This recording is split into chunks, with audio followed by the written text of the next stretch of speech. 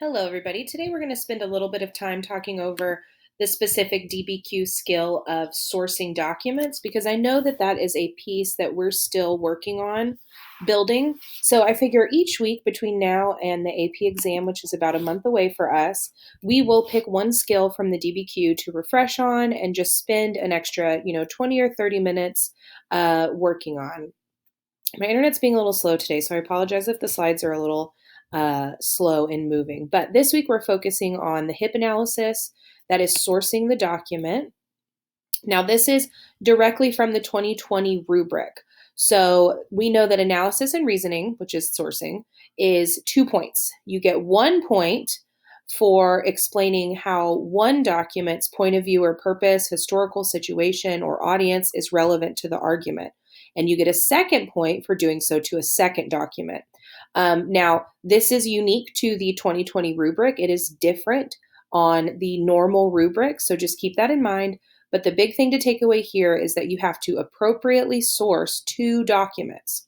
Now, I like this little excerpt over here under decision rules. To earn this point, the response must explain how or why, rather than simply identifying the document's point of view, purpose, historical situation, or audience, is relevant to an argument about the prompt for each of the documents sourced.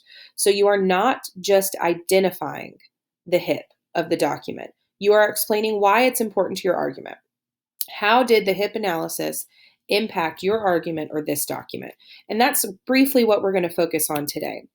So just as a quick review, this is just the typical DBQ paragraph structure. So you start with your topic sentence, you describe the document that you're using to support your topic sentence. You then utilize that document to connect it to your thesis. Then you analyze that document's HIPP. Then if you had outside information, you would put that. So today's focus again is going to be the HIPP analysis. Next week, we will focus on tying your document to your thesis or your argument. I think summarizing is something we can all do, so we don't need to spend a lot of dedicated time to that. And we also can write a topic sentence. So again, the DBQ paragraph structure, you start with your topic sentence, you describe your first document that supports that argument, you connect that document to your thesis, then you do the HIPP analysis for that document, then you would add outside information if you have any. First, let's look at this example paragraph. This is using one document to support a paragraph. You may have multiple documents in a paragraph, but this is just covering one document. So for this one, the prompt is use the documents provided and evaluate the effects of various strategies implemented by governments that promoted their own state-sponsored visions of industrialization. So first here, we see our topic sentence. An additional effect of state-sponsored industrialization was the expansion of public infrastructure projects like railroads and canals. So this person's argument is that government supported industrialization by building railroads. Then they go on to summarize the document. These building projects were seen by governments to be critical in linking manufacturing cities and regions together, and as a result of the constructions of these projects, industrially produced goods could be more easily moved to consumers around the country. Now we have connection to that document to your thesis. In America specifically, government infrastructure projects allowed consumers across the country to gain access to goods no matter where they lived, and even people living on the opposite side of the country could purchase and receive goods from East Coast department stores. And then you see they've referenced what document they're discussing, document 7, instead of quoting. Then we have our sourcing. Interestingly, however, the author of document 7 is a former banker and lawyer and titles the paper where document number 7 come from, Infrastructure is Always a Good Thing. As a former banker and indicated by this industrialization positive title, the author is likely only focusing on the positive effects of industrialization in this piece as it relates to the generating of more money for businesses, banks, and wealthy people like him. This makes me wonder how many negative environmental effects he may be overlooked to focus on these positives. Now, the one thing I will say about this paragraph is I don't like that it says this makes me wonder. I don't think that it is good to ever use that first person. So that's something that I would definitely stay against. But you can see here that we've got some different the different pieces of this document put together. Then you would go on to use the next document that supports your argument. So now let's look at the individual pieces of the HIPP analysis just as a refresher. First is historical context. So when sourcing a document using historical context, you're trying to make connections between the document and historical fact. You're trying to place the primary source within its appropriate place in history. You're thinking about what do you know that helps you further understand this primary source. And you are thinking mostly about how does the document's historical context impact the writing of the document or your argument. This is key. Remember, we are not just placing it in historical context. We are more importantly focusing on how does the context of this document impact the way the document was written or impact my argument. Some sentence stems that you can use here to just kind of get yourself started if you use historical context as your sourcing would be during this time. At the time this document was written, this was an era of, the historical backdrop for this document was, and what was happening at the time was. These are just some easy sentence stems that you could use to start your analysis of the historical context of the document. Now going on to intended audience. When you're using intended audience, you're thinking about who was this document created for? And does that change the reliability or the accuracy of the source?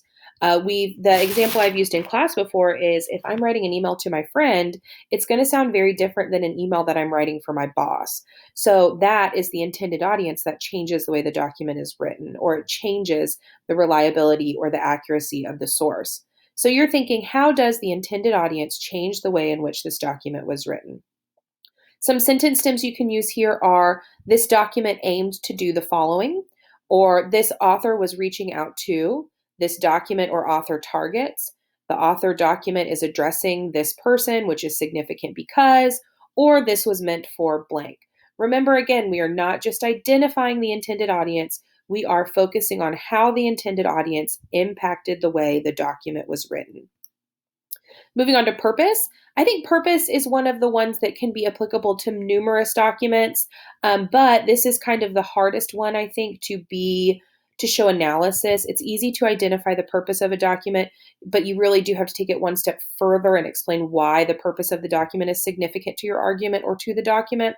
So you're thinking about why or for what reason was the source produced at the time that it was produced. You're thinking about what is the author's goal? What are they trying to achieve by writing this? How does the purpose of this document impact the way it was created? Now, I do think purpose is very appropriate to use when you see a document that is a picture or a painting or maybe a picture of a building. I think purpose is really appropriate for times like that. What you want to stay away from is simply saying the purpose of this document is to inform, or the purpose of this document is to persuade. That's just really not enough. Now, certainly you can include that, but you're going to have to push it a little bit further and explain why that is significant. So some sentence stems you could use to get yourself started. Now, this just finishing the sentence is not enough. You have to show some analysis, but my dog's barking at me. You can get yourself started by saying the reason for this document is, or the author's intention was to, the author wrote this in order to do, the author clearly wanted, the author hoped, etc. So purpose is a very useful piece of the HIPP analysis, and I think it lends itself to a lot of documents, but you just have to make sure that you're really showing analysis. You're not just simply identifying the purpose of the document. And then the last one we've got here is point of view. Point of view is another one that I think is great to use, especially if the person, the source of the document is a religious person or a government official or someone who is in the public eye. Like those are definitely going to impact that person's point of view. Also, if let's say that the document is describing Hinduism and the author, or Buddhism, and the author of the document is a Confucian from China, we know that Confucianism was not kind initially to Buddhism and Hinduism. So that's going to definitely affect the point of view of the author. So when you're talking point of view, you are trying to identify an important aspect of who the author is and explain how this might have impacted what they wrote. Identify an influence that shaped the author or source and explain how that influence specifically affected the document's content. You're looking at what the author was trying to convey, and you're thinking about how the point of view changed the way the document was written. So again, we're not just identifying that the author's point of view would create a bias. You need to be much more explicit than that, and you need to make sure that you're explaining very explicitly how the point of view of the author has impacted the way the document was written. Why does it change the document? Some stems you could use for this are from the author's perspective, due to the author's perspective. The author believed that, the author felt that. Considering that the author was a blank, they would fill blank. The author saw this as blank. The author's perception was that of blank. I think the example paragraph that we looked at above had a great source with point of view because it was talking about how this person's point of view is going to make them think very positively towards business or railroads because, which is leading them to have a positive skew on the excerpt that we've read. So that was a really, other than the use of that word me, that was a really good example right there. Now, keep in mind that you're referencing the document, you're not quoting it. You want to stay away from quoting it as often as possible. You can use the title, say if I was the author, you would say the document by Guthrie, and then in parentheses document 6, document 7, whatever. That's how you're going to reference it. Make sure your sourcing is relevant to the prompt in your argument. It should be 1 to 3 sentences long. And remember, you must source at least 2 documents correctly to get both points. So if I were you, I would source 3 or 4 documents just to make sure, unless you are solidly confident that the sources that you have are really, really top notch. But other than that, that's a very quick rundown of sourcing. This is a skill that you just have to practice. And I think the most important thing to keep in mind when you're looking at it is there's not a right or wrong. You just need to be able to prove it, and it needs to be historically accurate. So if you are looking at a document and you think it could be purpose, it could be point of view, it could be intended audience, just pick one that you feel the strongest about and write about it. As long as it is historically accurate, you're in fine shape. So hopefully that is helpful. There is a document that I put in the review checklist that has all the sentence stems on it. It's a 1-pager, and that's something that you can keep handy when you're writing. And what I want you to do now is go on to the document analysis, practice, and start analyzing some documents on your own.